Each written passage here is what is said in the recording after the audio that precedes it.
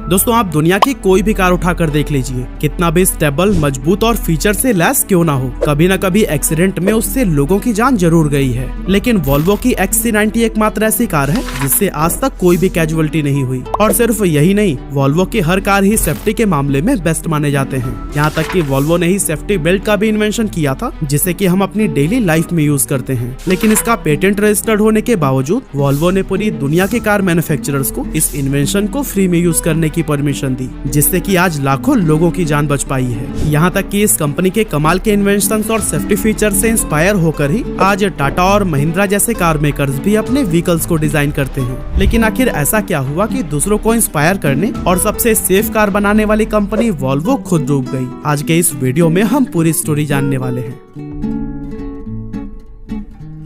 तो दोस्तों अगर देखें तो वॉल्वो की शुरुआत हुई थी 1927 में, जब कुछ स्वीडिश इंजीनियर्स ने मिलकर गोथेनबर्ग स्वीडन में इसकी नींव रखी थी। इसके फाउंडर्स का मेन गोल था एक ऐसा कार बनाना जो कि वहाँ के क्लाइमेट का सामना कर सके और सेफ्टी के मामले में भी टॉप पर हो। और अपने इसी मिशन को पूरा करते हुए ही इन्होंने वॉल्वो की पहली कार OV4 लॉन्च की।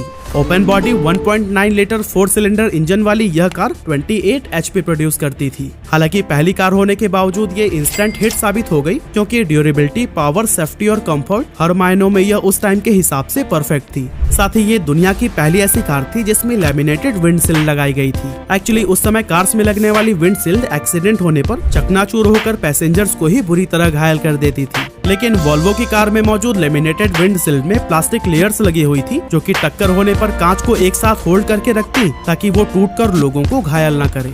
इसी तरह से 1944 में वॉल्वो ने अपनी सेकंड कार PV444 लॉन्च की, जो कि इतनी ज्यादा सफल हुई कि इस ब्रांड को पूरी दुनिया में ही पहचान मिलनी शुरू हो गई। वॉल्वो ब्रांड अपनी हर नई कार के साथ कुछ न कुछ एडवांस इनोवेशंस लेकर आता था और अपने इन्हीं आविष्कारों की वजह से ही वो अपने राइवल ब्रांड से काफी आगे निकलता गया। 1959 में वॉल्वो के ही एक इंजीनियर निल्स बोहलिन ने 3 पॉइंट सेफ्टी बेल्ट को इंट्रोड्यूस किया, जो कि आज के कार्स में भी एक स्टैंडर्ड सेफ्टी फीचर्स की तरह देखा जाता है। इस 3 पॉइंट सेफ्टी बेल्ट को कंपनी ने पहली बार अपने PV544 मॉडल में इस्तेमाल किया था, जो कि बहुत ही जल्द स्वीडन और बाकी के यूरोपियन कंट्रीज में काफी ज्यादा पॉपुलर हो गई। साथ ही इसने सेफ्टी और रिलायबिलिटी के मामले में भी कंपनी के रेप्यूटेशन को टॉप पर ला दिया था। एक्चुअली उस टाइम की कार्स में 2 पॉइंट सेफ्टी बेल्ट का इस्तेमाल होता था, लेकिन ये सिर्फ लोअर बॉडी पार्ट को ही सेफ करने के लिए था। ऐसे में जब भी कोई कार किसी दुर्घटना का शिकार होती थी तो फिर अपर बॉडी पार्ट जैसे फेस, सिर या फिर चेस्ट बुरी तरह से इंजर्ड हो जाते थे और लोगों की जान चली जाती थी। अब देखा जाए तो 3 पॉइंट सेफ्टी बेल्ट का पेटेंट तो वॉल्वो के पास ही था, लेकिन बढ़ती मौतों को देखते हुए कंपनी ने अपने इस इन्वेंशन का फायदा उठाकर ज्यादा प्रॉफिट कमाने की जगह पूरी दुनिया के कार मैन्युफैक्चरर्स को ही 3 पॉइंट सेफ्टी बेल्ट को इस्तेमाल करने की परमिशन दे दी। और उनके इस कंट्रीब्यूशन की वजह से एक्सीडेंट से होने वाली कैजुअलिटीज बहुत ही ज्यादा डिक्रीज हो गई। नेशनल हाईवे सेफ्टी एडमिनिस्ट्रेशन के अकॉर्डिंग 1975 से लेकर अब तक इस सीट बेल्ट ने लगभग 3,74,000 से भी ज्यादा जिंदगियां बचाई हैं। 1964 में वॉल्वो ने रियर फेसिंग चाइल्ड सीट को भी इंट्रोड्यूस किया, जिससे कि कार्स में बच्चों की सेफ्टी काफी ज्यादा इम्प्रूव हुई। 70s का वो ऐसा दौर था जब लगभग सारे कार मैन्युफैक्चरर्स कार के परफॉर्मेंस, स्पीड और डिजाइन पर ध्यान देते थे। वही वॉल्वो एक इकलौता ऐसा ब्रांड था जिसने लोगों की जिंदगी बचाने के बारे में सोचा और अपनी कार को हर तरह से सेफ बनाने की ट्राई की। अब कस्टमर्स का भी इस कंपनी पर विश्वास बनने लगा और ये बिलीव तब और भी ज्यादा स्ट्रॉन्ग हो गया जब US गवर्नमेंट ने खुद इसे सबसे सेफेस्ट कार मान लिया। एक्चुअली 1976 में US गवर्नमेंट ने क्रैश टेस्टिंग के लिए वॉल्वो 240 मॉडल की 24 कार्स खरीदी और उनका क्रैश टेस्ट किया गया, जिसके बाद वॉल्वो को ऑफिशियली उस समय सभी नई कार्स के सेफ्टी स्टैंडर्ड को सेट करने के लिए एज अ बेंचमार्क चुन लिया गया। इससे कंपनी की इंटरनेशनल रेपुटेशन बहुत ही ज्यादा बढ़ गई और दुनिया के हर कोने में ही वॉल्वो कार्स की डिमांड होने लगी। 1977 में वॉल्वो ने एक और नई टेक्नोलॉजी को इन्वेंट किया, जिसका नाम था लैम्डा सोंड। वॉल्वो ने लैम्डा सोंड ऑक्सीजन सेंसर पेश किया, जिसने एमिशन को कम करने के साथ साथ इंजन परफॉर्मेंस और फ्यूल एफिशिएंसी को बहुत ही ज्यादा इम्प्रूव कर दिया। इसके बाद से 1991 में कंपनी ने साइड इम्पैक्ट प्रोटेक्शन सिस्टम को भी इंट्रोड्यूस किया, जिसमें साइड से एक्सीडेंट के सिचुएशन में पैसेंजर्स की सेफ्टी के लिए reinforced door beam, air bags और इसी तरह के कई सारे सेफ्टी फीचर्स लाए गए। हालांकि अभी तक वॉल्वो काफी अच्छा परफॉर्म कर रही थी और खूब सारा रेवेन्यू भी जनरेट कर रही थी, लेकिन वॉल्वो की पेरेंट कंपनी AB वॉल्वो ने 1999 में अपनी कार डिवीजन को अलग करके एक सेपरेट कंपनी बना दी, जिसका नाम वॉल्वो कार्स कॉर्पोरेशन रखा गया। अब कार डिवीजन को अलग करने का रीजन यह था कि वॉल्वो तेजी से बदलती ऑटोमोटिव मार्केट पर प्रॉपरली फोकस करना चाहता था, क्योंकि इससे पहले तक वे ट्रक्स, बसेस, कंस्ट्रक्शन इक्विपमेंट और दूसरे इंडस्ट्रियल पावर सिस्टम्स को एक ही कंपनी के अंडर मैन्युफैक्चर करते थे। सेपरेट कंपनी बनने के बाद से इसी साल वॉल्वो फोर्ड के साथ में मर्ज हो जाती है, जिससे कि उसे फोर्ड की न्यू टेक्नोलॉजी और बेटर रिसोर्सेज मिल सके। इस एक्विजिशन के लिए फोर्ड ने $6.45 बिलियन चुकाए थे और अब फोर्ड के पास भी वॉल्वो की बेहतरीन इंजीनियरिंग टीम्स और प्रोडक्शन फैसिलिटीज आ चुकी थी। फोर्ड में शामिल होने के बाद से वॉल्वो खूब एक्सपेरिमेंट करता गया और इसने और भी कई सारे नए और एडवांस फीचर्स को इंट्रोड्यूस किया, और ये सभी फीचर्स वॉल्वो के न्यू मॉडल XC90 SUV और S60 सेडान में देखे जा सकते हैं। इन कार्स के बिल्ड क्वालिटी का अंदाजा आप इसी बात से लगा सकते हैं कि XC90 एक लौती ऐसी कार थी जिसे 2015 में यूरो NCAP से 5 स्टार सेफ्टी रेटिंग मिली थी। तभी तो 1998 में वॉल्वो कार्स की जो सेल 1,03,000 के अराउंड थी, वो 2008 में 3 गुना बढ़कर 3,74,000 के करीब पहुंच गई। लेकिन इसके बावजूद फोर्ड ने 2010 में वॉल्वो को $4 बिलियन के भारी नुकसान के साथ एक चाइनीज कंपनी गिली को बेच दिया। लेकिन फोर्ड ने ऐसा किया क्यों? पागल वागल हो गया था क्या?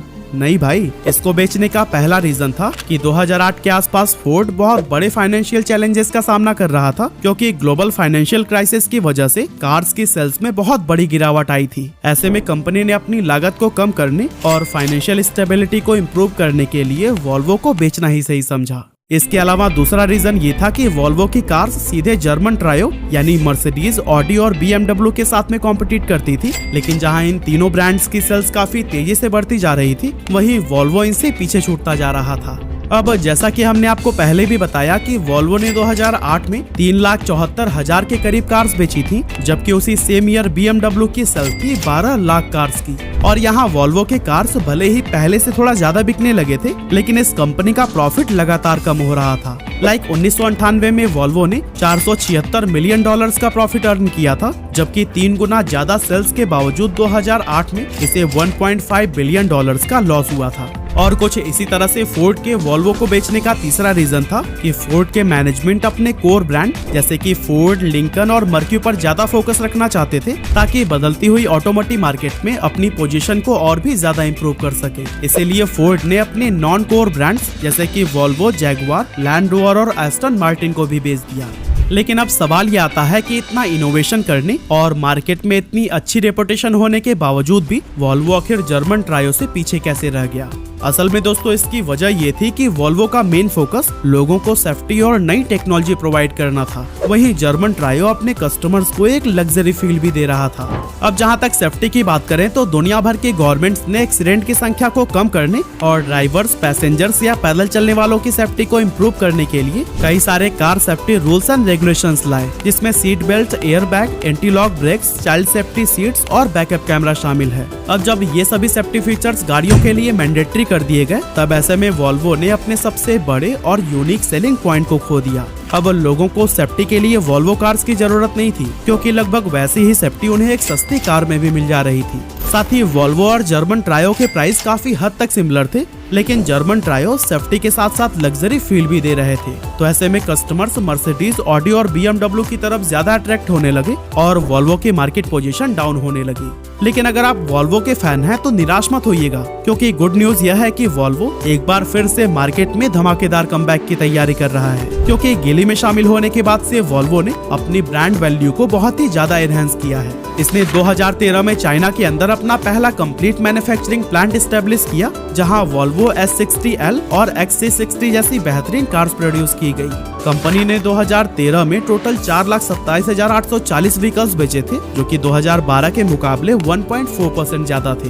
लेकिन वही 2019 में इसने ग्लोबली 7,05,452 यूनिट सेल किए थे, जो कि 2018 से 9.8% ज्यादा थे। और आपको जानकर हैरानी होगी कि अपने 93 साल के इतिहास में पहली बार वॉल्वो ने 7 लाख से भी ज्यादा कार्स बेची थी। 2019 में कंपनी ने अपनी पहली fully electric SUV Volvo XC40 recharge P8 को लॉन्च किया, जिसमें कि कई सारे नए फीचर्स जोड़े गए थे। हालांकि फिलहाल वॉल्वो का गोल है कि 2025 तक वो ग्लोबली अपनी टोटल सेल्स में से 50% इलेक्ट्रिक व्हीकल्स बेचे और 2030 आते आते कंपनी पूरी तरह से इलेक्ट्रिक कार्स बनाने लगी। अब वॉल्वो का ये कमबैक इसके कॉम्पिटिटर्स को कितना परेशान करने वाला है ये तो हमें आने वाले टाइम में ही पता चल पाएगा, लेकिन वॉल्वो ने हम सभी लोगों के सेफ्टी के लिए जो काम किया है उसे हमें जरूर अप्रिशिएट करना चाहिए।